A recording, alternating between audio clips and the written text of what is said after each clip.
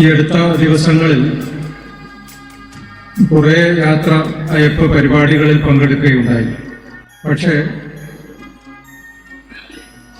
ഇതുവരെ ഞാൻ പോയിട്ടുള്ള ചടങ്ങുകളിൽ ഏറ്റവും വ്യത്യസ്തവും ഹൃദ്യവുമായിരുന്നു ഈ ചടങ്ങ് എന്ന് പറയാതെ വയ്യ.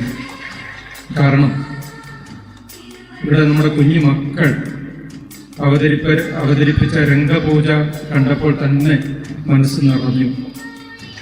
പിന്നെ ആ കുഞ്ഞുങ്ങളൊക്കെ വന്നിട്ട് ഈ വിരമിക്കുന്ന അധ്യാപകരെ കൂട്ടിക്കൊണ്ട് വേദിയിലേക്ക് പുഷ്പങ്ങൾ എറിഞ്ഞുകൊണ്ട് സ്വീകരിച്ച് ആനയിച്ചിരുത്തുമ്പോൾ ആ സന്തോഷം ഒന്നുകൂടെ തുളുമ്പുകയും ചെയ്തു. ഞാൻ ആലോചിച്ചത്, ജീവിതകാലം മുഴുവൻ ഈ ഒരു നിമിഷം ഈ അധ്യാപകരും ഓർമ്മിക്കും.